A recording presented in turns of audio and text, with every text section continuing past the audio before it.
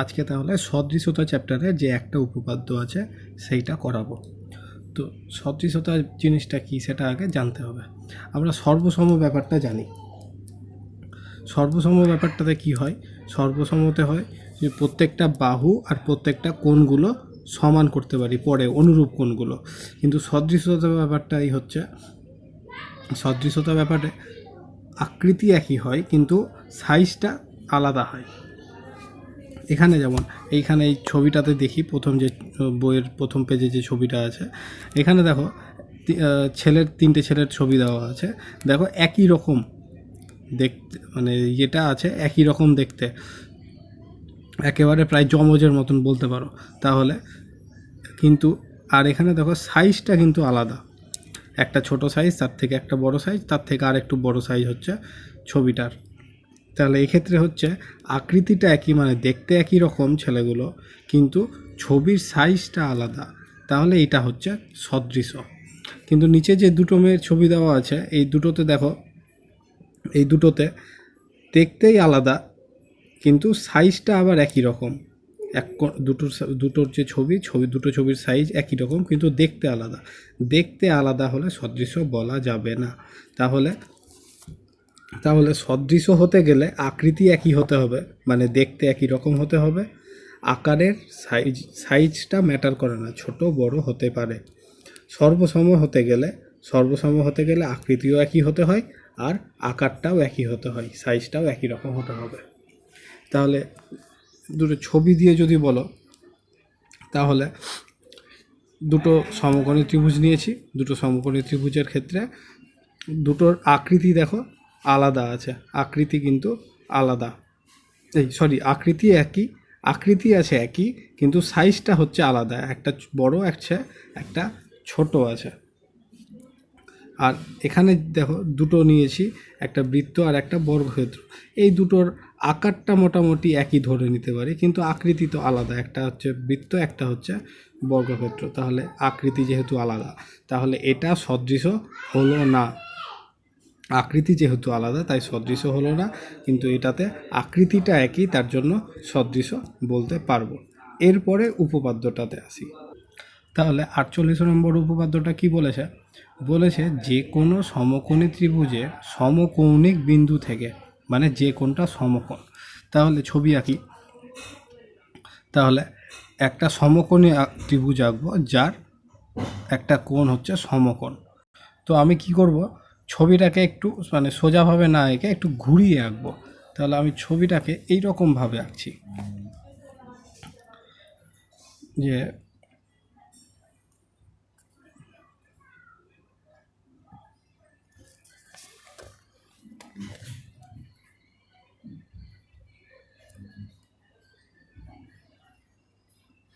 তাহলে এই কোণটা হলো 90 ডিগ্রি, এই কোণটা হচ্ছে 90 ডিগ্রি। নাম দিয়ে দিলাম ত্রিভুজের, এটা এ, এটা বি, আর এটা হলো সি। তাহলে এ বি সি একটা সমকোণী ত্রিভুজ যার সমকৌণিক বিন্দু হচ্ছে এ, এই বিন্দুটা হচ্ছে সমকৌণিক বিন্দু। এটা থেকে অতিভুজ, মানে অতিভুজ হচ্ছে বিসি, অতিভুজের উপর লম্ব অঙ্কন করলে তাহলে একটা লম্ব এঁকে নিলাম এডি, এটা হলো একটা লম্ব। ওই লম্বের উভয় পার্শ্বস্থিত ত্রিভুজদ্বয় সদৃশ, মানে এই লম্বের দুই পাশে যে দুটো ত্রিভুজ উৎপন্ন হয়েছে, একটা হচ্ছে এ বি ডি আর একটা হচ্ছে এ ডি সি, এই দুটো ত্রিভুজ সদৃশ বলেছে। আর ওই ত্রিভুজগুলির প্রত্যেকে, মানে এই ত্রিভুজ দুটোর প্রত্যেকে মূল ত্রিভুজের সঙ্গে সদৃশ। মূল ত্রিভুজের নাম কি? এ বি সি, মূল ত্রিভুজ আছে এটা। তাহলে এই ছোট ত্রিভুজ মানে এ বি ডি, এই ত্রিভুজটা এ বি সি এর সাথে সদৃশ, আবার এ ডি সি এই ত্রিভুজটা বড় ত্রিভুজ মানে এ বি সি এর সাথে সদৃশ। এইটা প্রমাণ করতে বলেছে। তাহলে প্রদত্ততে কি লিখব? প্রদত্ততে লিখি যে এ বি সি একটি সমকোণী ত্রিভুজ যার কোণে, এটা হচ্ছে সমকোণ, এটাই ধরে নিয়েছি, এবং সমকৌণিক বিন্দুটা কোনটা? এ। তাহলে এ থেকে অতিভুজের নাম কি? বিসি। অতিভুজ বিসি এর উপর এডি হচ্ছে একটা লম্ব অতিভুজ। বিসি এর উপর এডি একটি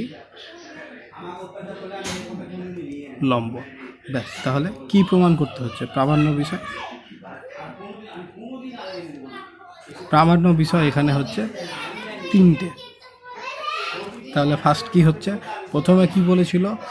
অতিভুজের উপর লম্ব অঙ্কন করলে এই লম্বের উভয় পার্শ্বস্থিত যে ত্রিভুজ, মানে এই লম্বের দুই পাশে যে দুটো ত্রিভুজ হয়েছে সেই দুটো সদৃশ্য, মানে এবিডি আর এডিসি, এই দুটো হচ্ছে সদৃশ্য। তাহলে ত্রিভুজ এবিডি ও ত্রিভুজ এডিসি এই দুটো সদৃশ্য। তারপরে কি বলেছিল? ওই ত্রিভুজগুলির প্রত্যেকে, মানে এই ত্রিভুজ দুটোর প্রত্যেকে মূল ত্রিভুজের সাথে সদৃশ্য। মূল ত্রিভুজের নাম কি? এবিসি। তাহলে এই ছোট ত্রিভুজটা মানে এবিডি, তাহলে ত্রিভুজ এবিডি ও ত্রিভুজ মূল ত্রিভুজ মানে এবিসি সদৃশ্য। আর 3 নম্বরটা কি বলেছে? 3 নম্বরটা হচ্ছে এই ত্রিভুজটা আর বড় ত্রিভুজটা, এই ত্রিভুজটার নাম কি? এডিসি। তাহলে এডিসি ও ত্রিভুজ এবিসি সদৃশ্য। এই তিনটে আমাকে প্রমাণ করতে বলেছে। তাহলে এবারে অঙ্কন লাগবে না, ডাইরেক্ট প্রমাণে আসি।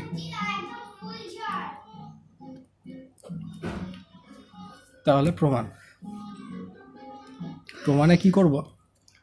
ফার্স্টে এই ত্রিভুজটা এবিডি, মানে এই ত্রিভুজটা এবিডি, এই ত্রিভুজটা নিচ্ছি, আর একটা বড় ত্রিভুজ যেটা এবিসি সেইটা আগে নিচ্ছি।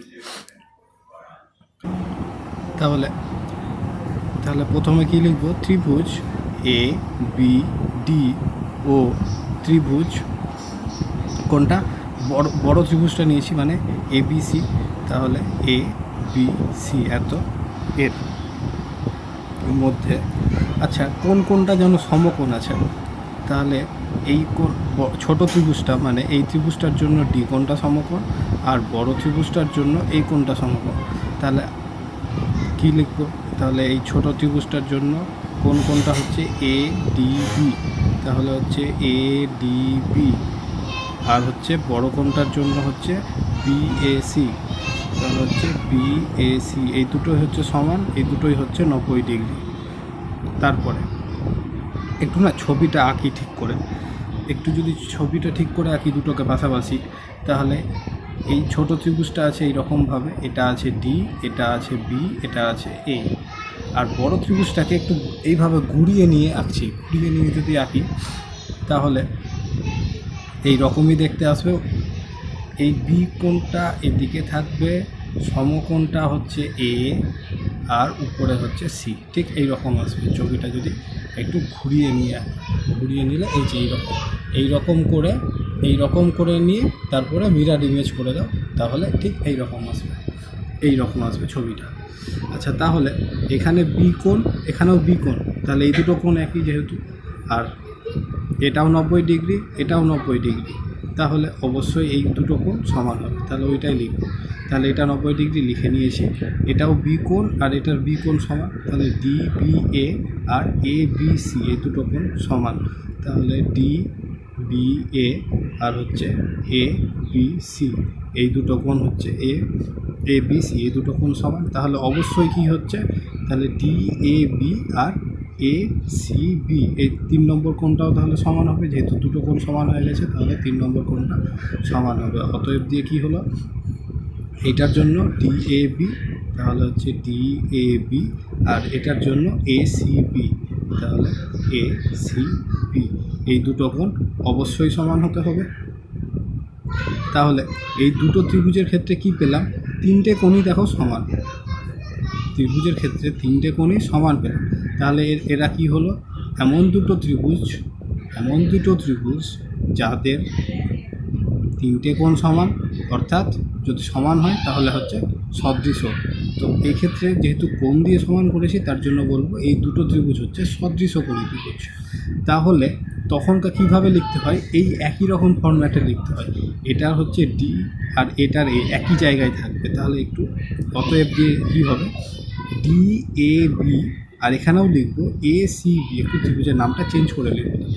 তাহলে ত্রিভুজ ডি এ বি একই ফর্মেটে লিখবো, এই ডি এ বি এভাবে লিখছি, তাহলে এটাও লিখবো এ সি বি এইভাবেই লিখবো। ও ত্রিভুজ এ সি বি সদৃশকোণী।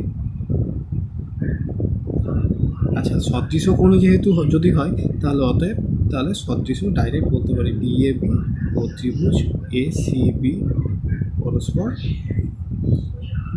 সদৃশ। ব্যাস, তাহলে ডিএবি আর এসিবি মানে ডিএবি আর এসিবি মানে 2 নম্বরটা প্রমাণ হয়ে গেল। তাহলে এটা হলো 2 নম্বরটা প্রমাণিত। একই রকমভাবে এবার পরেরটা প্রমাণ করব, মানে এবারে হচ্ছে এই ত্রিভুজটা আর বড় ত্রিভুজটা। তো এই ত্রিভুজটার নাম কি আছে? এই ত্রিভুজটার নাম আছে ডিএসি, আর একটা হচ্ছে বড় ত্রিভুজটা মানে এবিসি। তাহলে আবার শুরু করি প্রথম থেকে।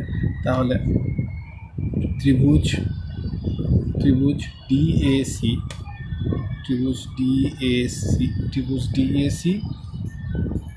ও ত্রিভুজ এ বি সি এর।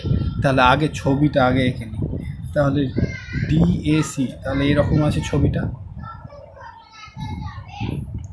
তাহলে ছবিটা এই রকম হলো ডি এ আর এটা হলো সি। আবার একই রকম পরের ছবিটাও এরকমই আসবে এ বি সি। তাহলে এই কোণটা হচ্ছে এ, এটা হচ্ছে বি আর এটা হলো সি। যদি আমি ছবিটাকে একটু ঘুরিয়ে নিয়ে আঁকি মানে ঠিক হচ্ছে এই যে এইরকমভাবে এদিকটা হচ্ছে এ, নিচে হচ্ছে বি, উপরে হচ্ছে সি, ঠিক এই ছবিটা। তাহলে আবার একই রকমভাবে যদি করি তাহলে এই কোণ আর এই কোণ হচ্ছে 90 ডিগ্রি। তাহলে এই দুটো ত্রিভুজের ক্ষেত্রে এ ডি সি আর বি এ সি, তাহলে হচ্ছে এ ডি সি আর হচ্ছে বি এ সি, এই দুটো কোণই হলো 90 ডিগ্রি। তারপরে এখানেও সি কোণ আছে, এখানেও সি কোণ আছে, দুটোই একই কোণ। তাহলে কি লিখব? এবং এখানের নাম কি? এ সি ডি আর এটার হচ্ছে বি সি এ। তাহলে এ সি ডি আর হচ্ছে বি সি এ, এই দুটো কোণ সমান, যেহেতু দুটোই সি কোণ, একই কোণ আছে তাহলে সমান। তাহলে যেহেতু দুটো ত্রিভুজের ক্ষেত্রে দুটো করে কোণ সমান হয়ে গেছে, তাহলে 3 নম্বর কোণটাও অবশ্যই সমান হবে। তাহলে এইটার ক্ষেত্রে নাম কি হচ্ছে? ডিএসি আর এটার হচ্ছে এ বিসি, এই দুটো কোণ তাহলে সমান। তাহলে অতএব দিয়ে তাহলে ডিএসি আর হচ্ছে এটার জন্য এ বিসি, তাহলে এ বিসি এই দুটো কোণ সমান হয়ে গেল। তাহলে দুটো ত্রিভুজের ক্ষেত্রে কি হলো? 3টে কোণই পরস্পর সমান। তো 3টে কোণই যদি পরস্পর সমান হয়ে যায় তাহলে সদৃশকোণী ত্রিভুজ। তাহলে অতএব ত্রিভুজ ডি এ, আবার একই রকমভাবে লিখব ডি সি এ আর হচ্ছে এ সি বি, এইভাবেই লিখব ডি সি এ ও ত্রিভুজ এ সি বি। তাহলে পরস্পর সদৃশকোণী। তা সদৃশকোণী হলে সদৃশ বলতে পারবো। তাহলে অতএব ত্রিভুজ ডি সি এ ও ত্রিভুজ এ সি বি পরস্পর সদৃশ। তাহলে এটা হলো 3 নম্বর প্রমাণটা। আচ্ছা, 2 নম্বরে কি পেয়েছি? এই ডিএবি আর এসিবি পরস্পর সদৃশ। আবার এখানে কি পেলাম? ডিসিএ আর এসিবি পরস্পর সদৃশ। তাহলে এই ছোট ত্রিভুজটা বড় ত্রিভুজের সাথে সদৃশ, আবার এই আরেকটা ছোট ত্রিভুজ এই বড় ত্রিভুজের সাথে সদৃশ। তাহলে এই দুটো থেকে কি বলতে পারি? যেমন আমরা জানি এক্স যদি ওয়াইয়ের সাথে সমান হয়, আবার ওয়াই যদি জেডের সাথে সমান হয়, তাহলে এক্স আর জেড সমান হয়ে যাবে। তার একই রকম এটার সাথে এটা সদৃশ, আবার এটার সাথে এটা সদৃশ। দুটোই যেহেতু একই জিনিসের সাথে সদৃশ হয়, তাহলে এই দুটো পরস্পরের মধ্যে সদৃশ হবে। তাহলে এখান থেকে বলতে পারবো 2 ও 3 থেকে কি বলতে পারবো? এই ছোট ত্রিভুজ দুটো পরস্পর সদৃশ। তাহলে ত্রিভুজ ডি এ বি ও ত্রিভুজ এই ছোট ত্রিভুজটা ডি সি এ পরস্পর সদৃশ। এইটা হয়ে গেল 1 নম্বর প্রমাণিত। এইখান থেকে ঠিক নিচের প্রয়োগটা আছে, ওই প্রয়োগটা একটু করব। তাহলে ওই প্রয়োগটা থেকে করি। তার প্রয়োগ 19টাতে কী বলেছে, বলেছে এবিসি সমকোণী ত্রিভুজের কোণে সমকোণ। তাহলে একই ছবি হবে কিন্তু। তাহলে এবিসি সমকোণী ত্রিভুজের কোণ এ হচ্ছে সমকোণ মানে 90 ডিগ্রি। আর বলেছে সমকৌণিক বিন্দু এ থেকে অতিভুজ বিসি এর উপর এডি লম্ব অঙ্কন করা হয়েছে। আবার একই রকম সমকৌণিক বিন্দু এ থেকে অতিভুজ বিসি এর উপর একটা লম্ব এডি অঙ্কন করা হয়েছে। তাহলে ওই 3টে জিনিস প্রমাণ করতে বলেছে। তাহলে কি এই গোটা উপপাদ্যটাই হবে। এই উপপাদ্যে যে প্রামাণ্য বিষয়গুলো ছিল, এই দুটো ত্রিভুজ করে সদৃশ, এই সদৃশগুলো দিয়েই আমার এর পরের লাইন থেকে আমার এইটা প্রমাণ হবে, বাকি যে 3টে দিয়েছে। তো এবারে প্রমাণটাতে কি হচ্ছে, আমরা 2 নম্বর যেটা প্রমাণ করেছি যে ত্রিভুজ ডিএবি আর হচ্ছে এসিবি এই দুটো ত্রিভুজ পরস্পর সদৃশ, এত দূর আমাকে আগে প্রমাণটা করতে হবে। এত দূর প্রমাণ করার পরে এরপরে করতে পারবো। এরপরে যদি দুটো ত্রিভুজ পরস্পর সদৃশ হয় তাহলে একই মানে হচ্ছে অনুরূপ বাহু যেগুলো হচ্ছে, অনুরূপ বাহুগুলোর অনুপাত সমান হয় কিন্তু সর্বসমর ক্ষেত্রে বাহুগুলো পরস্পর সমান হচ্ছিল, আর এই ক্ষেত্রে সদৃশর ক্ষেত্রে অনুপাতগুলো সমান হয়। তাহলে এই দুটো ত্রিভুজের ক্ষেত্রে এটা হচ্ছে লম্ব, এই দুটো হলো লম্ব, এই দুটো হচ্ছে ভূমি, আর এই দুটো হচ্ছে অতিভুজ।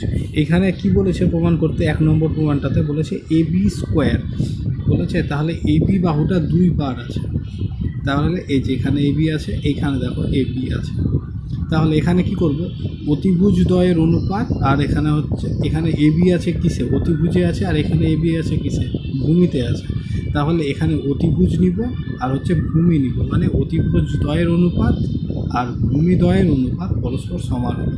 অতিভুজ দ্বয়ের অনুপাত তাহলে এবি বাই সিবি, তাহলে AB by CB equal to কত হচ্ছে, ভূমিদ্বয়ের অনুপাত মানে বিডি বাই বিএ, পরপর নিতে হবে, বিডি বাই বিএ।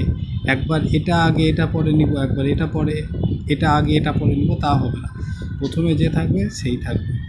প্রথমে কি নিয়েছি, তাহলে এবি বাই সিবি, তারপরেরটাতে কি নিয়েছি, বিডি বাই বিএ। তাহলে কোনাকুনি গুণ করে দিই, তাহলে বিএ, এবি আর বিএ মানে একই, তাহলে এখান থেকে এবি লিখছি, তাহলে কোনাকুনি গুণ করলে এ বিএ স্কোয়ার হয়ে গেল। আর এখানে কি হচ্ছে সিবি ইন্টু বিডি, তো প্রমাণের হিসাবে হচ্ছে বিসি লিখে দিলাম, সিবিকে বিসি লিখে দিলাম ইন্টু বিডি, ব্যাস।